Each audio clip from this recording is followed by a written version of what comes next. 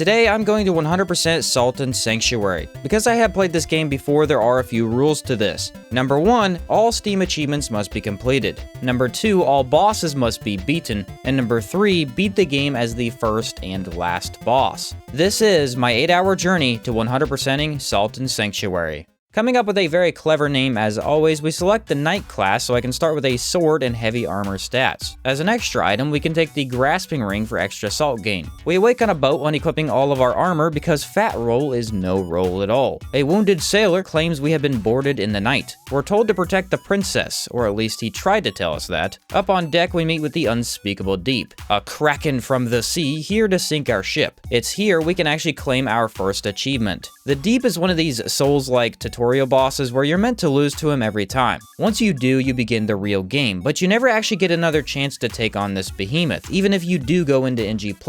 So for a Defeat the Unspeakable Deep achievement, we need him to go down now. I can really only attack one hit at a time, he takes very little damage, and I'll need to restart the entire run if I take even a single hit of damage. Now, luckily it's easy to fight this guy as rolling behind him avoids all of his attacks every time, but man is it tedious. 8 full minutes later and the giant goes down. We awake on a beach being washed ashore by the waves. Our one and only goal is to find the princess, and also our first achievement popped up, but it was during pure white light, which I do so very much love in my video games. The old man here asks what creed I'm associated with. I select the Devara who serve the goddess of light. Hey, look at that! Take an oath to Devara's light. Open this chest up for the sanctuary key, unlocking a room where we can find our first sanctuary. For now, I throw all my salt into getting class 2 swords and a few extra points into strength. The festering banquet is easy enough to move through as we collect some new armor in the rogues set, a couple grenados we'll use soon, and the bandaged ring which reduces our lost max HP when taking damage. The first in-game boss is the Sodden Knight. He takes those grenados to the knees rather graciously for the most part, and then became a lot harder to deal with in Phase 2. His extra 2 sword swipes after his combo made closing in very challenging, and to be honest, I kinda wished I had more bombs at this point. No matter, he's taken down soon enough. Defeat the Sodden Knight. Not overly difficult so far. Outside this tower, we speak with a fellow knight. He doesn't know anything about any princesses, but instead his quest is to defeat a dragon to the east. Although he can't find a way into the castle at the moment. Perhaps we can unlock it for him by finding a jester. We now go around collecting as many items as possible. Rings, weapons, armor sets, all of it can be sold for some gold coins. Down in some dark hallways, we find a wandering nomad who can sell us the Doppelsoldner armor set. We're basically the first boss's armor. I can only afford the helmet and boots right now, making me much heavier already. Across some rickety platforms, we can slot the fused metal ring to reduce the encumbrance. But it isn't much considering we don't have half the armor yet. Here in the Village of Smiles, we run across a strange scarecrow. It claims that all kneel before it, and so shall I, in the darkness of despair. But then he doesn't have much else to say, so what's a man to do? Underneath the creepy figure, we join up with the 3 creed. Take an oath to the 3. I equip the blacksmith gloves here for a boost in strength. Then a short ways over, we can find a large sword somewhat hidden in a secluded room. Jumping through the watching woods, we can collect the mossy charm that can be equipped for faster attack speed. And also make it to the Stone Roots Creed. We sell our soul yet again to another group, taking an oath to the Stone Roots. This location already has an NPC who can transmute for us. So after farming the brute outside, only 2 times by the way, because I forgot I needed an amber idol, we can transmute our Kirimoa into the Shrouded Bulwark. The Sword of the Sodden Knight, scaling purely in strength but having both slash and strike damage. Basically like blunt and slash both in one. Also, it looks bigger, which was very important. After jumping back through the woods to pick up the bright coral or extra stamina ring, we make our way to the wandering nomad once again to purchase our chestplate and gauntlets that are sadly way too heavy to wear at the moment. At the blacksmith, I learned the terrible truth that this sword takes drowned items to upgrade, which are the hardest to get to my knowledge. So that's unfortunate, but at least we can pick up the wrapped link behind this hidden wall for increased rolling speed. So with more than a few upgrades in hand, we take on the Queen of Smiles, which is kind of an ironic name as she's horrifying to look at. Mean, but the truth hurts sometimes. And wow, we are dealing a lot of damage. Dealing with a heavier roll is going to be quite the hurdle to overcome, but for a level 1 weapon, this thing's a monster. Use its massive range to our advantage, and it's GG's, you ugly old lady. defeat the Queen of Smiles. For now, all of our salt is going into endurance on the skill tree, so we can maybe wear this full armor set sometime soon. Mad Alchemist should be an easy target to steamroll through, I would imagine. I was sure to use a Warhorn before entering the arena, as this grants near infinite stamina for I think 60 seconds. Basically, it allowed me to smash my attack button in as fast as possible without ever stopping. It's always important to dodge his magic, if at all possible, but when staggering like this, he doesn't even get to summon it much in the first place. Quite very easily defeat the Mad Alchemist. Done and done. With a mossy key behind this arena, we can unlock the door barring our way. A short elevator ride down, we're face to face with a Kraken Cyclops. This would have been a really tricky battle, but I had another Warhorn on hand, which apparently gets rid of any challenge in the game. Avoiding attacks is extremely difficult without a light roll. It's kind of a known thing in this game that naked is better than wearing armor, which really isn't all that uncommon in this genre, I guess. But anyway, that doesn't come into play much if you just jump instead, as most of his attacks can be hopped over. No hits taken whatsoever as we decapitate this towering brute. Defeat the Kraken Cyclops. Still no princess to be found, but defeating things, that we can do. Finally, with 24 points in endurance, we can wear our full armor. The dodge is even worse than before, but ta-da, we're officially the Sodden Knight. We run around the back entrance of False Jester and begin the duel. I was pretty surprised by this encounter as he wasn't hitting me near as much as I expected him to. There isn't a lot of time for me to actually attack, but with enough patience you can wait out those longer jumps for a couple slashes at a time. Heck, even if we do start having trouble, heavy armor pulls its weight in the resistance department. Another boss down and more salt in my pocket. Defeat the False Jester. Behind this false figure, we encounter the real Jester. Sitting upside down on the ceiling, he offers me the power of a brand. I accept and receive the Vertigo brand, which gives us discovering our first brand, and allows us to use dark totems to swap gravity back and forth. We use this newfound power in front of the castle to enter inside. It is here by another shortcut elevator that we find the knight once again.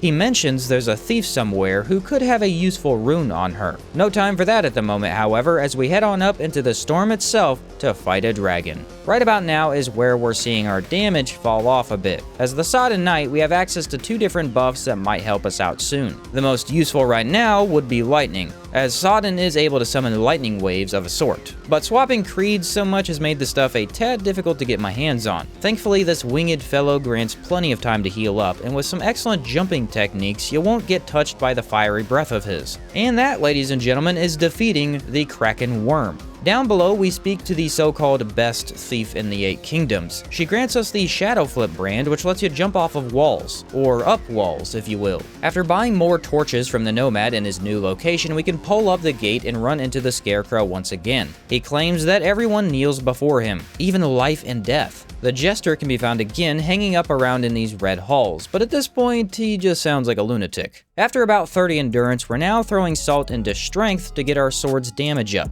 A medium roll is what we're stuck with, but it's not really that bad. After cutting down every caged man in these halls, I jump up into a kind of hidden area. Defeat the hanging man here, and what do you know, the thief sits in this place. Very easy to miss. She claims her job was to help out a nobleman, but they're shipwrecked and now she can't find him, so instead, she's collecting what she can before sailing off to Coast Rock. Directly under this location is a spinning wheel. If you jump off of it heading right, you can enter through a hidden door. This will bring you to the Golden Club. We kneel at the pedestal to take an oath to the House of Splendor. One of my enemies must have dropped a drowned idol at some point, as I can now level up the sword to rank 2. Then I threw a ton of upgrades into my armor because tank is life. After placing down a leader NPC, I already had the skull bat wings and drowned soldier's ears required to purchase 2 golden wine drinks, a powerful liquid that grants you more physical damage and really high defense. And then I realized I almost messed up one of the quests here. Teleporting back up to the Red Hall's sanctuary, we head right instead of going down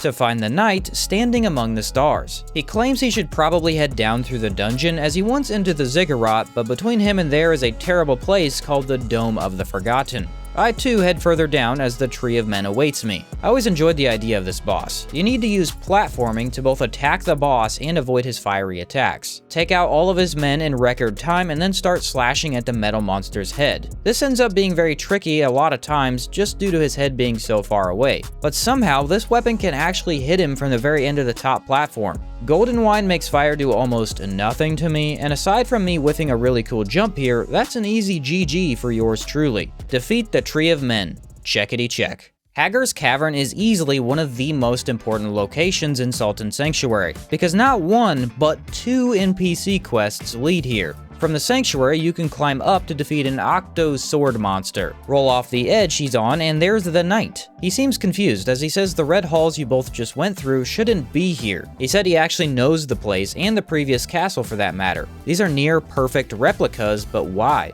Heading up even further, we can find the Thief. She has found her nobleman here, but of course, he's dead. He has a brand on his neck. A true noble can't be branded. Her nobleman was a slave, and she wonders if our princess is as well. There's a dark purpose to us being stranded here. That she's very sure of. Down below, we can snatch up the cellar key and use it to unlock the pirate boss. Considering everyone here comes from other lands and got shipwrecked by some evil entity, the pirate theme is kind of fitting. Unfortunately, the worst Souls-like trope of all time happened to me here, where I had him on 1 HP and managed to die somehow. This happens far too often, I don't even know how that's possible. On the second attempt, he's not much trouble. Fire is everywhere, but staying away from his massive AoE and dodging into his gunshots is enough to avoid them. Our golden wine was definitely needed though, as we wouldn't be doing much at all without that.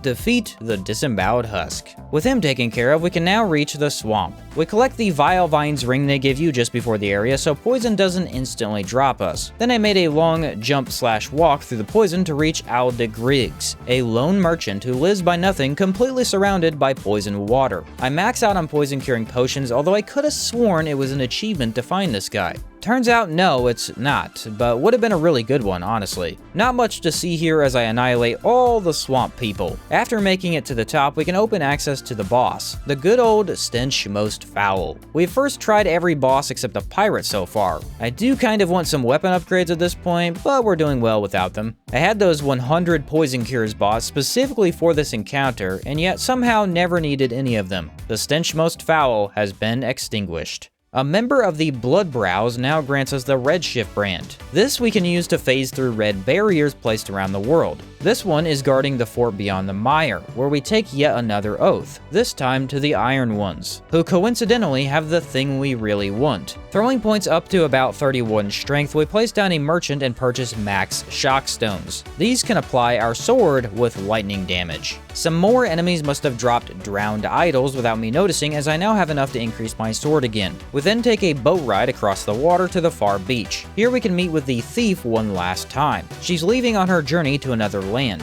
For keeping her company, we're granted one of the harder achievements to get and a frozen tome. Honestly, it's not a hard quest per se, but finding her in each location isn't all that obvious. Back near the 3 Sanctuary, we can farm the Saltless for a while. They have a chance to drop drowned lockets. Took me longer than I would like, but now we have a rank 4 sword, which is good because up next is the Dome of the Forgotten. Chopping my way through ghosts and flying birdmen was no trouble at all, but getting past this large knight, that was impossible. I really didn't think he could hit me there, but whatever. Untouched Inquisitor is in our way. With lightning humming from my blade, I went to slicing. There were definitely a couple rough spots I took in this one, but overall the damage is more than our flying friend can handle. I'll tell you, it was very noticeable how heavy armor reduces damage here. Those blades can do your entire health bar in a second without. How many of these achievements are boss fights, you might ask? It's a lot of them, that's for sure. Now leveling up stamina, we head on up to beat down the 3rd lamb. One thing I really love about this game is how quickly you can get to the bosses. Most of the time there's a sanctuary right next to them, with maybe only a few enemies between the two.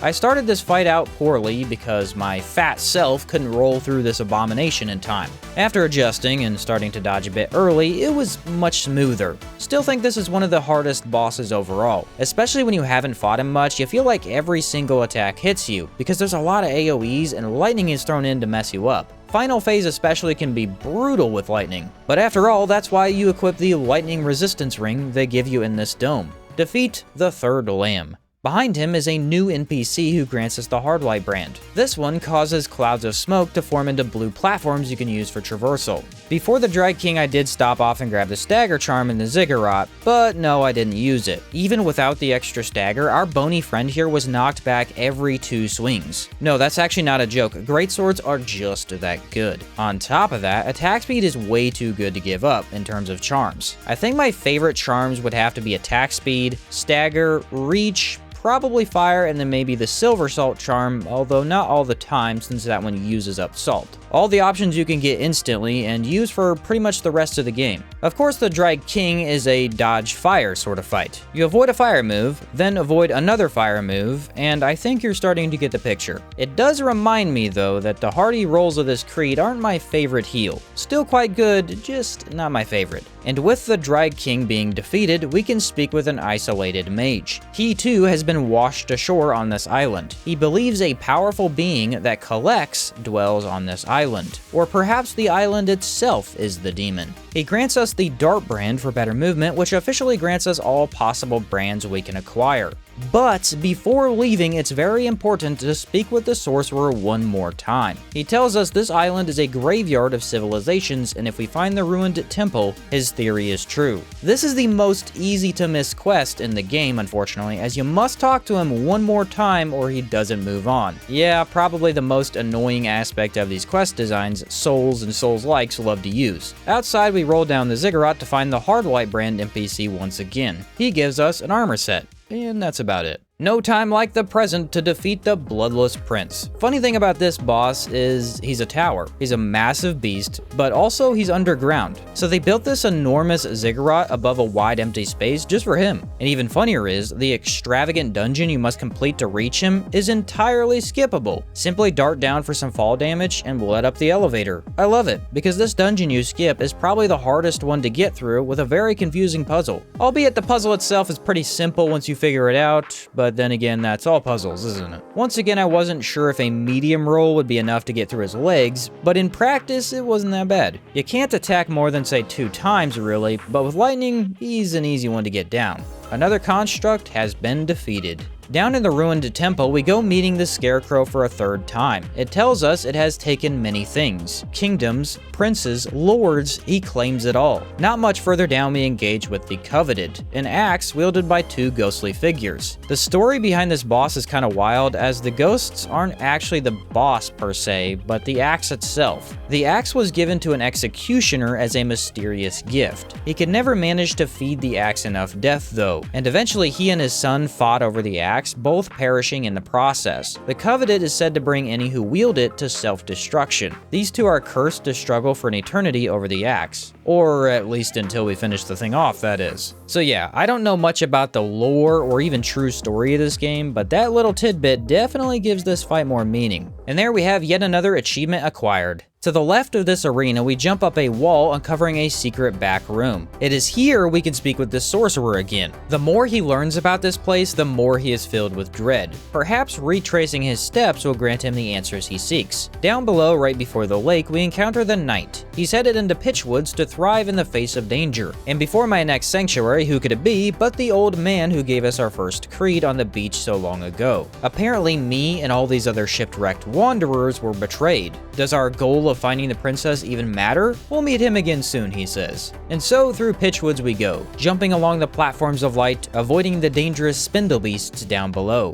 At the end of this accursed dark wood is Karstjaw, a cloaked figure of darkness, and he promptly stabbed my brains out. Dang it, this is a tough one without a light roll. Finally, we found at least one boss that feels astronomically harder because of armor. Our damage is great, it's not all that hard to dodge, and we can take a hit or 2 if need be. The real problem is this triple stab down move he started spamming towards the end. If you don't dodge at the right time, it always gets you, and it's usually a one-shot. Very tricky boss, even though he doesn't move all that fast. The cruel Dark Warrior is vanquished. Past this arena on yet another empty beach, we meet the knight one last time. His quest ends, but a dozen more take its place. He gives us a king's orders since he's never been that good at reading, and wise words from aiding a questing knight is ours to claim. Well, it seems like the perfect time for some more parkour, doesn't it? This tower is directly before Karstjaw. Luckily, it has a small checkpoint here as this took me a while to get right. You need to take off your very heavy equipment and jump up some disappearing platforms. Do so again once inside the building to reach the other end. Now outside, again you repeat to reach the very top floor. It's nerve-wracking every step of the way, as you can likely imagine. At the top, hidden away from prying eyes, lies the Fire and Sky Sanctuary, where we can take an oath to the gods of fire and sky. Not for long though, because this is the worst creed in the game.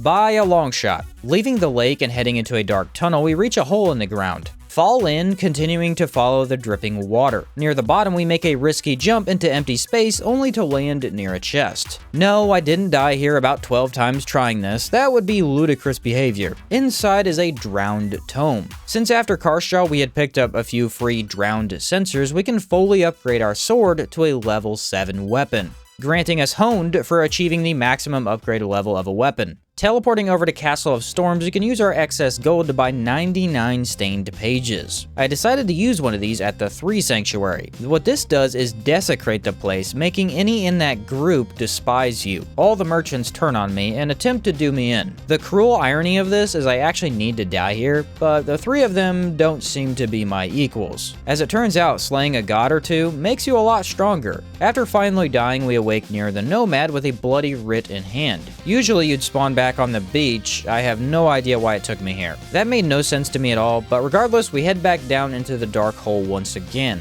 this time turning in the bloody writ to the dark betrayers who dwell here. We swear loyalty to the betrayer, taking an eternal oath to the order of the betrayer. Because being so edgy is cool, man. And also, that means we acquired every single creed at this point. Yay us! In order to finish off the last few hanging strings, we need to cut down the witch. This one is tough, and I can claim some major luck as my health got dangerously low more than twice. Her powerful dark magic is challenging to dodge. She keeps on you like a laser pointer, and you need to jump up in order to attack her most of the time. But where there's a will, there's also a way. Or more accurately, where there's a large sword, there's an unalived victim on the other end. Defeat the Witch of the Lake. Now that's an achievement to be proud of right there. With this witch defeated, we can travel back to the very first beach we washed ashore on. Here, the sorcerer has come back to find his answers. He seems to be losing himself, as he can't remember where he came from or what his mission was. He says he died many times over, and his soul is finally fading. This island wants him to kneel, but he chooses to die at sea instead. And so, we have aided an unraveling sorcerer and received a charred tome in return. All 3 major NPCs have now been escorted to their end, leaving us alone on this desolate island. The next goal I needed to achieve was maxing out a creed. I went back and rejoined the Stone Roots creed because they have the best healing item. In order to max these guys out, I needed to farm a few enemies. Drowned bandit ears I already had. Rotten walkers are these really basic dudes you find early on. With 3 of their ears in hand, I collected 3 feral beast tooths from a dog. Tooths? Teeths? It's something like that. Court sorcerer ears are in Castle of Storms. They take a little bit longer to get, but can't say it was that bad. Split swordsman ears are under Hagar's Cavern, and finally we slice and dice a bunch of cave dwellers down near the fort. Cave keeper's ears and all the others can be turned in for 1 heal each, granting the devoted achievement. Achieve the maximum devotional level in your creed. Now, one of the rules for this run was to take out every single boss. To my surprise, not all of them are an achievement. Up until now, they have been, but 3 of the later ones are not. Mal can be found up in her hidden sky castle. She has several magic attacks, but with 11 of the best heals in the game, we can tank through all of it. Then near the Golden Wine Sanctuary, you can head right to engage with Ronin Cran, who is a completely optional boss both in-game and according to Steam apparently. A whole lot of sword swings later, and it's time to get back to the real work. The unskinned guard our way through the alchemical area. 1 large monster tries to smash you, while 1 flying mage summons magic to be in your way. Well, technically, the brute is called the unskinned, and the mage is the architect. Funny how maxing out a creed makes you completely immune to the rest of the game. Upgrade your sword enough, and there isn't much either of these 2 can do. Down goes the ugly brute, and a good many jump swings later, we finish the fight. Defeat the unskinned and the architect. Just before the Crypt of Dead Gods, we find yet again the Scarecrow. It claims the island is his domain, and the Scarecrow is merely a puppet, just his voice. We must find the real him in this dark and foul place. We jump around for some time as this area has almost no enemies but lots of platforming. After finding the secret doorway leading down, we encounter the Forgotten King, a knight, a king, and a mage, fitting for the theme of the 3 creed that we abandoned so long ago. This is another optional boss and one that you gain no achievement for defeating. Just seems kind of funny to me that the actual hidden boss they could care less about, but ones you automatically run into, hey, those are special. Seems backwards, but maybe it's because these guys are hardly a challenge at all. I mean, a 3-on-1 means they don't usually get much health, and at the end of the game, you're souped up to the max. Also, playing as the Sodden Knight, kind of overpowered, not gonna lie. Then we engage with Scarge, a tentacled dragon who blocks our way down. This magic-wielding dragon isn't very fearsome at all. All of his attacks can simply be jumped over, and by now, I've upgraded stamina to a point where we can pretty much do whatever we want when we want to. His bad breath still isn't the easiest to avoid altogether, but it's hardly something to panic about. There we have the defeat of Kraken Dragon Scarge, which I never know how to pronounce. Using up the last bit of our salt, we stand at around level 76 with 32 strength, 40 endurance, and 26 willpower. We finally reach the darkest stretch of this world, only to meet the old man just like he said we would. On this island, his name is Jarrett. The god of this island holds him in service. This god wishes to be born of light. He collected on debts, gathering everything he could find. And so, this god must remain nameless. Men at sea can fear the Kraken, but give this vile god no name. We venture downstairs into the still place, jumping into an arena with the nameless god. To say that this monster of darkness beat me up would be an understatement. Dodging his melee attacks, grabs, and magic barrage was insanely difficult with a medium roll. I don't think it should have been, but his reach seemed just longer than mine. Right about now, the mossy ring for increased stamina regen would have been a lifesaver, but unfortunately I missed the jump to it back in the swamp and never went back. Oh well, guess we have to go ahead and get good, finishing this the old-fashioned way. Defeat the nameless god, and finish off the last boss in Sultan Sanctuary. Now, before finishing my quest, I made sure to go back and transmute the Sodden Knight's sword into the Blade of Envy. This is the weapon of the nameless god. It also has slash and strike damage, but scales in strength and dex. With a new weapon in hand, I make my way back down to the still place, through the nameless god's home and into the Blackest Night. It's here we jump past the well, interacting with the Scarecrow one last time. His head has been replaced by the nameless god's helmet. We take it for ourselves, placing it on our head and becoming the very thing we swore to destroy. That, ladies and gentlemen, is the Dominion ending to Sultan Sanctuary. Become the new lord of the island. So in about 5 hours or so, I managed to acquire all but one achievement. We fought every boss, won as the Sodden Knight, but of course this game has a secondary ending as well. What's really cool is if you get this dark ending here, your NG Plus character starts with the Nameless God's armor set. So with his sword, you can attempt a full run as the Nameless God himself. And I'm not going to go in depth on this run as it's just beating the game again, but this time we don't have to talk to the Scarecrow or any NPCs. Instead, let's talk about NG Plus and call it a day. This is actually the first time I've completed NG Plus in any video game ever. Typically, I just enjoy restarting on a new character instead if I play again, which you could also do that here to get the other ending, but I thought it would be more interesting this way. Even though you can skip most of the bosses, I fought all of them again just to see the difference in difficulty, and wow, this was a step up. On the regular run, I think I died a total of 5 times, and only 3 of those were bosses maybe. But against harder bosses, I died to literally every boss at least 1 time. It was a crazy difference. In some ways, it actually felt more like how difficult the game should be. In heavy armor, the base game just can't do much to you. Now, rolling with a medium roll in NG Plus is way more challenging, but with some effort you learn to get it down, and you can always heal up after a boss's combo too, if need be. Nope, NG Plus is a completely different story, as you can only take a hit or 2 ever in the strongest heavy armor class. Now at the start, I didn't have the stats for this set, so it didn't help much. Eventually, I was able to level into class 5 heavy armor, and trust me, they give you plenty of extra salt for playing on a harder difficulty. I was able to get my dex from starting value all the way up to 32. Since the new sword scales in that as well, its damage was up to par. I also made sure to use those arcane pages for damage instead of lightning, as the Nameless God is known for darkness and death. They fit the theme, and genuinely, I had a good time. It took me about 2 hours to beat the thing again, going through every boss. After finally beating down the Nameless God for the second time, we move into the dark room and jump down the well. Instead of becoming the new lord, we swim out and escape from the island, earning the 37th and final achievement, Find Salvation. There you have 100% completion of Salt and Sanctuary. I was able to complete this in just under 8 hours after already knowing quite a lot about the game. Playing as both the Sodden Knight and Nameless God was a blast, especially since the Nameless God's chestplate acts as a light source. Big old sword does its thing quite well. Hopefully you guys enjoyed this video, and if you're wondering what we're gonna do next, I'm planning on 100%ing the sequel, Salt and Sacrifice. But on the flip side of this game, I don't know much about that one at all, so it may be interesting to say the least. Anyway, thank you guys for watching, and I'll catch you next time.